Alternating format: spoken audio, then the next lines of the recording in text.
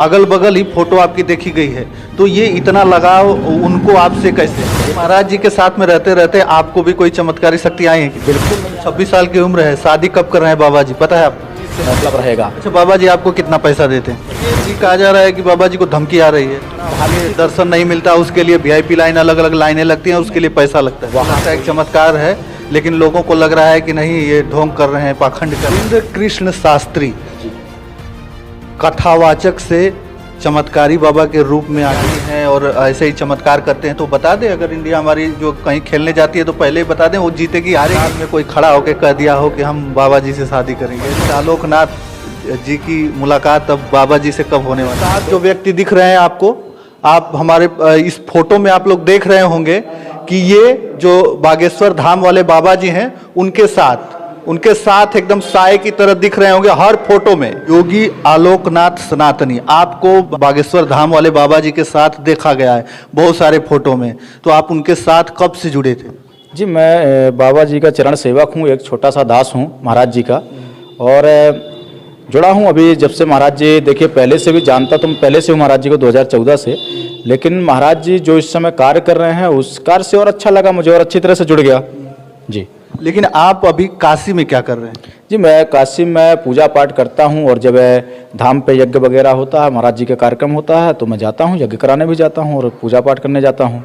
आप रहने वाले कहाँ के हैं? मध्य प्रदेश, पन्ना, छतरपुर। अच्छा, और वहीं पे उनसे मुलाकात हुई? जी, वहाँ पे मुलाकात हुई। महाराज जी मेरे घर भी आए थे, मेरे गांव में आदिवासी वनवासियों के लिए के महाराज जी ने राम कथा की थी, जो कि सबरी माता जी का एक विशाल मंदिर भी बन रहा है हमारे क्षेत्र में। हमारा पूरा क्षेत्र आदिवासियों का क्षेत्र है पन्ना जिले का, और बहुत पिछड़ा हुआ क्षेत्र है, जो कि पिछड़ा हुआ क्षेत्र इसलिए कह सकता हूँ क्योंकि है तो हमारा पन्ना जिला एक गोल्डन, और वहाँ पर डायमंड मिलता है, हीरा।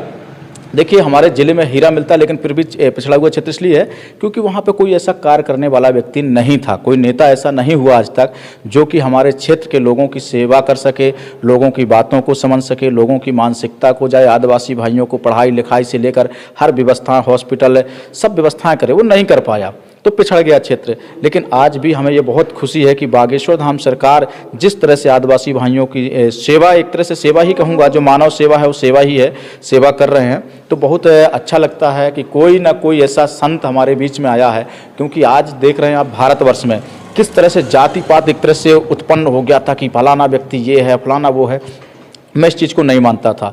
मेरी एक मानसिकता होती है जो महाराज जी की मानसिकता है कि मंदिरा मांस छोड़ दीजिए, और आप अगर मांस खाते हैं तो मैं आपसे बिल्कुल दूरी बना लूँगा। किसी जाति को, ब्राह्मण भी लोग जो खाते हैं मैं उनसे भी दूरी बना के रखता हूँ जैसे महाराज जी रखते हैं। अच्छा, धीरेन्द्र कृष्ण शास्त्री कथावाचक से चमत्कारी बाबा के रूप में आ गए, तो उनके बीच का सफर कैसे रहा ये? देखिए, चमत्कारी एक मैं कहूँ या दिव्य शक्ति कहूँ, तो जैसे आजकल आप लोग देख रहे होंगे वर्तमान समय में जो चल रहा है कि ऐसा कुछ नहीं है, बहुत सी अभी चल रहा है ना मीडिया में कि माइंड रीडिंग है, ऐसा कुछ भी नहीं है। दिव्य शक्ति महाराज श्री के पास है। और एक बात और कहना चाहता हूँ कि भगवान एक ही हो सकता है, राम एक ही हो सकते हैं, कृष्ण एक ही हो सकते हैं। एको रामा एको कृष्णा एको ही परमात्मना, तो परमात्मा एक है, हम उसे चाहे जिस रूप में देखें। तो भगवान की शक्ति को हम में, आप में या किसी में ब्रह्म भी नहीं जान पाए। सत्यनारायण भगवान की हम लोग कथा भी सुनाते हैं, तो उसमें कहा है कि हम ब्रह्म की शक्ति को नहीं जान सकते हैं। कोई ईश्वर कहेगा, कोई काल कहेगा, कोई सनातन कहेगा, ये सब चलता रहेगा। महाराज श्री ने जो तपस्या की, देखिए तपस्या का तो बहुत फल है। यहाँ पे काशी में हमने सुना है और पढ़ा है कि यहाँ पे करपात्री जी महाराज हुए हैं, जो अपने कर हाथों से इतना जो प्रसाद मिल जाता था उसी को प्रसाद पा करके वो खाते थे, उसी से अपना जीवन यापन करते थे। तो यहाँ करपात्री जी हुए, बहुत से ऐसे ऋषि। अच्छा, कहीं पर विवाद नहीं हुआ? वो हर राज्यों में गए, कहीं विवाद नहीं हुआ। महाराष्ट्र के नागपुर में गए तो वहीं विवाद हो गया, और विवाद ऐसा कि फिर पूरे देश में नहीं पूरे विदेशों में शोर हो गया उनका। ये ईसाई मिशनरियाँ जो हैं, मैं भी हिंदुत्व के लिए काम करता हूँ और बहुत पहले से करता हूँ, और मेरे ऊपर मुकदमा भी 1-2 बार हुआ हिंदुत्व के लिए।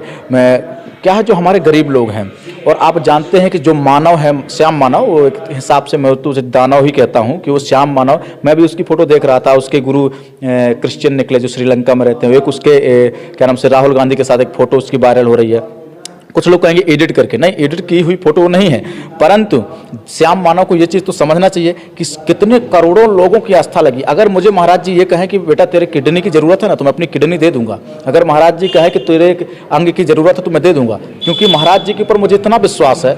और ऐसा नहीं कि मुझे कोई चमत्कार, मेरे घर भी गए थे तो मैंने कोई महाराज जी से, मेरे घर अपने घर के लोगों से भी मैंने मना कर दिया था कि कोई भी व्यक्ति ये नहीं पूछेगा कि मुझे ये दिक्कत है, कोई दिक्कत नहीं, आप आशीर्वाद लीजिए। शास्त्रों में कहा गया अनंत काले बहुराज लक्ष्मी शिव प्रसाद धनधान संजया वातावतिम सत्य विनाश वतंच दकार काले च दरिद्र नासा। किसी महापुरुष का, किसी ज्ञानी का, किसी विद्वान का, किसी संत का अगर हमको आशीर्वाद ही मिल जाता, ये हमारे जीवन में सबसे बड़ी लीला है। अच्छा, महाराज जी के एकदम साथ में आप साए की तरह रहते हैं, उनके अगल बगल ही फोटो आपकी देखी गई है, तो ये इतना लगाव उनको आपसे कैसे? ये तो महाराज श्री की कृपा है, असीम अनुकंपा है मेरे ऊपर, जो कि मैं जब भी जाता हूँ तो महाराज श्री का आशीर्वाद मुझे, बहुत से लोग तो ऐसे हैं कि बहुत से मंत्री, मिनिस्टर, कमिश्नर सब लाइन पे लगे रहते हैं और मैं महाराज श्री के चरणों में जाके बैठ जाता हूँ, आशीर्वाद मिल जाता है। तो ये महाराज श्री की अनुकंपा है और भगवान विश्वनाथ जी और बाबा बजरंगबली की कृपा है मेरे ऊपर, जो मुझे, और कहीं ना कहीं मैं भी पूजा पाठ करता हूँ तो मुझे तो विश्वास है। अभी आप देख ही रहे हैं कि पूजा पाठ इतना सुंदर चल रहा है। अच्छा, लोग कहते हैं कि झूठा है, बातें बनाई जा रही है कि वो गरीब थे, ये थे, वो थे, ऐसा कुछ था? क्योंकि आप तो उनसे जुड़े हुए थे तो आप उनको जानते हैं। सचमुच वो बहुत गरीब थे और गरीबी से उन्होंने बहुत सामना किया है। हम लोग 2014 में एक यज्ञ हुआ था कच्छ में, और 2014 में कच्छ में यज्ञ हुआ था, उसमें 11,000 ब्राह्मण काशी से गए थे, उसमें हमारे चाचा जी आचार्य थे, महाराज जी भी उस यज्ञ में गए थे। तो उस समय देखिए, एक होता है ना कि आदमी, जब तक आदमी एक दूसरे को नहीं जानता तब तक किसी से बात नहीं करता है। तो गरीबी तो उन्होंने बहुत झेली है, इसमें कोई संशय नहीं है। लेकिन हाँ, आज लोग कहते हैं कि वो 900 करोड़ के मालिक हो गए, वो 9 करोड़ के मालिक हो गए, फलानी फॉर्च्यूनर से चलते हैं। मैं आज भी कहना चाहता हूँ कि महाराज जी जैसा व्यक्ति शायद वो आज भी चाय पीते हैं ना तो उससे नारियल के खोखले में चाय पीते हैं। और महाराज जी, अगर मैं तो गया हूँ, मैंने देखा कि अगर हम साथ में खाना खाते तो महाराज जी भी नीचे बैठ के आराम से खाना खाते। उनके अंदर अहम विद्वान सोपी न संति संति तो मात्सा युक्ता चले, उनके अंदर कोई घमंड नहीं, कोई अहंकार नहीं है। उनका एक मकसद है कि अगर मुझे जन्म मिला है, और हमारे जो इस नेताओं ने, जैसे आपने देखा होगा स्वामी प्रसाद मौर्य आज रामचरितमानस पे सवाल उठा रहे हैं, रामायण पे सवाल उठा रहे हैं, तो ऐसे लोगों को हमको दूर करना है। समाज में ऐसे लोगों के लिए ही महाराज ने जन्म लिया है कि ऐसी, ये विवाद खत्म होते दिख रहा था, विवाद मीडिया में खत्म होते दिख रहा था, तब तक एक लड़की आती है सलोनी शाह करके, और वो पूरा बता देती है कि जो है वो माइंड रीडिंग है और मैं भी कर सकती हूँ, और उसने किया भी, करके भी दिखाया। विदेशों में बैठे लोगों के माइंड को पढ़ के वो माइंड में क्या सोच रहे हैं वो कर रहे हैं। तो उन्होंने बताया ये कोई चमत्कार नहीं है, ये एक ट्रिक है। तो उस पे आप क्या माइंड रीडिंग की बात करती है, ये क्या है? लेकिन मैं बहुत से लोगों को देखने को, राज मिश्रा है, कई लोग हैं माइंड रीडिंग वाले, 1 से 2 लोग को बता पाते हैं। किसी के बारे में ये बता सकते हैं कि आपको पुत्र होगा, और ये मैं चैलेंज करता हूं। मैंने देखा है, एक बांदा की एक हमारी जजमान थी, 55 साल की उम्र, 50 से 55 साल की उम्र की औरत के कोई बच्चा नहीं था। उसने हमसे कहा कि महाराज जी हमारे यहाँ कोई संतान नहीं है और मुझे बागेश्वर धाम जाना। हमने कहा जाइए, पेशी करिए, महाराज जी से आशीर्वाद लीजिए, शायद हो जाए। वहाँ गई, नारियल बांधी, भगवान की कृपा से 4 महीने की संतान उसके पेट में है। एक दिन अभी कह रही थी कि महाराज जी हमें बहुत खुशी है कि हमारे घर में कोई हमें पानी देने वाला तो पैदा होगा। ये बताइए कितना बड़ा चमत्कार। आप मतलब बाबा जी तो चमत्कार करते हैं, आपको लगता है कि चमत्कार है, लेकिन लोगों को लग रहा है कि नहीं ये ढोंग कर रहे हैं, पाखंड कर रहे हैं। देखिए, कुछ लोग तो अभी मैंने एक लोगों का प्रश्न किया है, कि प्रश्न देखा है कि वो कह रहे थे कि मध्य प्रदेश का 400 करोड़ रुपए का कर्जा है वो भी माफ़ कर दें। अभी मुक्तेश्वरानंद जी कह रहे हैं कि वो हमारी दीवारें भर दें। तो क्या कल के दिन लोग ये भी कह देंगे कि मेरे बाप, ये मेरी माँ ने कहा कि ये मेरा बाप है और ये मुझे तो लगता है कि मेरा बाप नहीं है, दूसरा कोई बाप है? ये भी प्रश्न करें, महाराज जी ये भी बता दें। तो माँ बाप के ऊपर जो लोग प्रश्न उठा दे रहे हैं, वो भगवान और गुरु पे भी प्रश्न उठा दे रहे हैं, उनसे क्या ही बात करना चाहिए। तो ऐसे लोगों की मानसिकता खराब है, ये प्रश्न करने का समय नहीं है। कि लोग कह रहे हैं कि अगर ऐसा ही, अगर वो अगर ज्ञानी हैं और ऐसे ही चमत्कार करते हैं तो बता दें, अगर इंडिया हमारी जो कहीं खेलने जाती है तो पहले ही बता दें, वो जीतेगी हारेगी तो उस सीरीज में ही न जाए। अच्छा, तो महाराज जी अगर ये बता दिए कि आप ये चीज़ बनोगे, हम पढ़ाई ही ना करें, कर्म प्रधान विश्व कर राखा, जो जस करी तो तस फल चाखा। स्वामी जी, तुलसीदास जी ने लिखा है, अगर हम कर्म ही नहीं करना चाहते हैं, हमको मतलब ही नहीं है, हम अगर यहाँ पूजा पाठ करने नहीं आएंगे, रूम से संकल्प ले लेंगे, तो क्या ये मंदिर में पूजा पाठ हो जाएगा? तो ये तो गलत बात है, ये लोगों की मानसिकता है। भगवान को वनवास हुआ था, श्री राम को 14 वर्ष वनवास उन्होंने झेला है, और वनवास जब गए हैं तो कितने अपने कोल भील निषाद सबसे मिलते गए हैं। अगर निषाद जी उनको गंगा पार नहीं करते, वो तो अपनी एक शक्ति से भी कर सकते थे ना, लेकिन एक लीला थी। एक महाराज जी भगवान श्री राम ने भी मर्यादा पुरुषोत्तम श्री राम कहा गया, फिर भी उन्होंने अपना आचरण नहीं खोया। उन्होंने भी तो मर्यादा पुरुषोत्तम श्री राम बनकर के एक लीला की और लोगों को तारा। तो ये लोगों की मानसिकता है, लोगों को ये बिल्कुल नहीं करना चाहिए। पहले आप समझिए, आप जानिए। जब तक आप जानते नहीं हैं, माँ ही बेटे को बताती है कि ये आपका पिता है, ये आपका चाचा है। 26 साल की उम्र है उनकी जी। धीरेन्द्र कृष्ण शास्त्री जी की 26 साल की उम्र है, और आपको लगता है आपकी लगता है उनसे ज़्यादा है? मेरी 29 साल उम्र है। और आप देखिए, एक और बात होता है कि लोग कहते हैं सिद्धि कैसे प्राप्त होगी। आपने कौटिल्य को देखा होगा 3 साल 4 साल पहले, एक छोटा सा कौटिल्य था, उसका क्या कौन शर्मा नाम था, हरियाणा का एक पंडित था, छोटा सा बिल्कुल, 6 साल की उम्र, उसने पूरे गूगल को फेल कर दिया 6 साल की उम्र में। तो देखिए कितनी उसने मेहनत की होगी 6 साल की उम्र में, कि पूरे भारत की मीडिया को परेशान कर दिया था, और एक से एक उसने जवाब दिया। तो देखिए, ये किसी ना किसी को भगवान की शक्ति, लोग कहते हैं हमको क्यों नहीं मिल गई, हम भी कहते हैं कि हमको क्यों नहीं मिल गई, आप भी कहेंगे हमको क्यों नहीं मिल गई। तो ऐसा नहीं हो सकता है, हर किसी को, हमारी मानसिकता सही नहीं है, हम अगर नहीं कर पाएंगे, हम तो महाराज जी की धूल भी नहीं बन सकते हैं। महाराज जी के साथ में रहते रहते आपको भी कोई चमत्कारी शक्ति आई है कि? बिल्कुल नहीं आई है, और मुझे कोई चमत्कारी शक्ति ना आए। बस यही है, मैं महाराज श्री के चरणों का एक सेवक और दास बना रहूं। जो महाराज कभी जाऊं तो महाराज जी मुझे पहचान लें कि ये योगी आलोकनाथ सनातनी है। बस इतना ही मेरे लिए काफ़ी है, महाराज श्री का हाथ ही मेरे ऊपर काफ़ी है। अच्छा, 26 साल की उम्र है, शादी कब कर रहे हैं बाबा जी, पता है आपको? देखिए, अब शादी की चर्चा तो महाराज जी कहते हैं, हमसे भी उन्होंने कहा कि तुम भी बढ़िया शेरवानी सिलवा लेना। हमने कहा महाराज जी हमारी तो पहले शादी की रखी है, और अगर शादी तो उनको करना ही चाहिए, क्योंकि गृहस्थ जीवन है। और यहाँ भगवान ने भी, श्री राम जी ने शादी की है, और श्री कृष्ण भगवान ने शादी की, सबने शादी की, शादी कर बाबा जी करेंगे? बिल्कुल करेंगे। और वो गृहस्थ जीवन, वो तो कोई संत नहीं हो, तो पहले कहते हैं मैं कोई महाराज बाबा नहीं हूँ, मैं कोई चमत्कारी नहीं हूँ, मैं तो एक आम इंसान हूँ, धीरेन्द्र कृष्ण शास्त्री जी।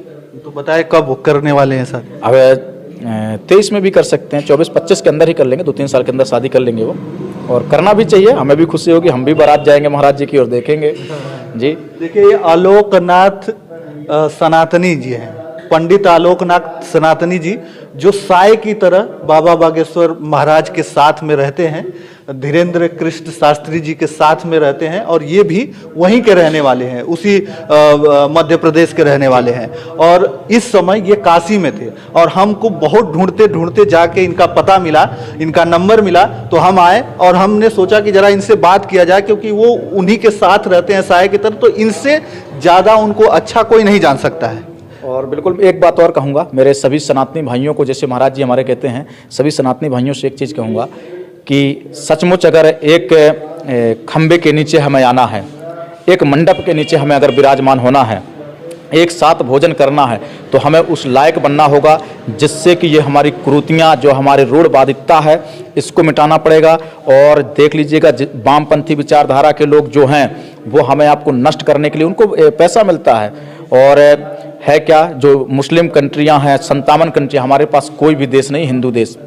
पाकिस्तान में 22.6% हिंदू था जिस दिन देश आज़ाद हुआ था, आज वहाँ 1.3% हिंदू बचा है। बांग्लादेश में 54% था, आज वहाँ 6.3% बचा है।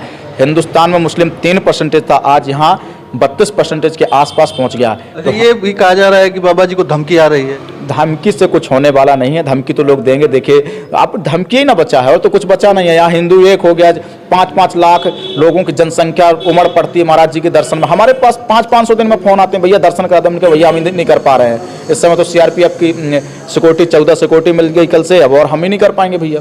तो बट महाराज जी की कृपा है, मिलते रहते हैं। लोग आरोप लगाते हैं कि सोशल मीडिया से करोड़ों रुपए कमा लिए धीरेन्द्र कृष्ण शास्त्री जी। ये बहुत अच्छी बात आपने पूछी है।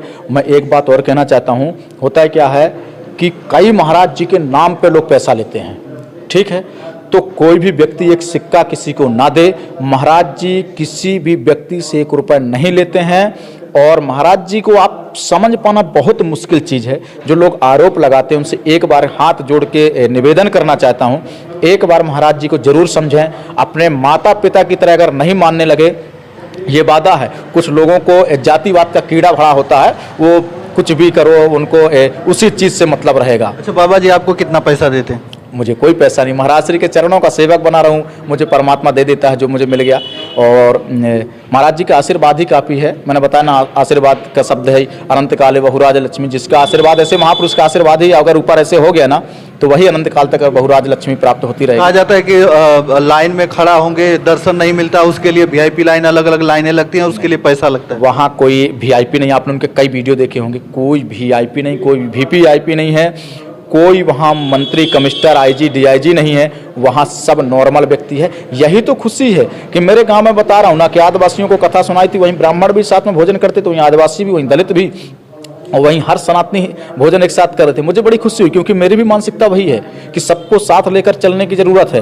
क्योंकि यहाँ नेताओं ने बर्बाद किया, लोग कहते हैं ब्राह्मणों ने, हाँ मैं भी विरोध करता हूँ। अगर कोई ब्राह्मण भी मांस खा के आएगा तो मैं उसके साथ खाना नहीं खाऊंगा, उसके घर में खाना नहीं खाऊंगा। कोई दलित आएगा, अगर दलित सही है या कोई यादव सही है, ठाकुर सही है, गुजर सही है, जाट सही है, अगर वो गलत भोजन मंदिरा मांस नहीं करेगा मैं उसके साथ उसकी थाली में खाना खा लूँगा। अगर वो गलत करेगा तो मैं उसके साथ नहीं खाऊंगा।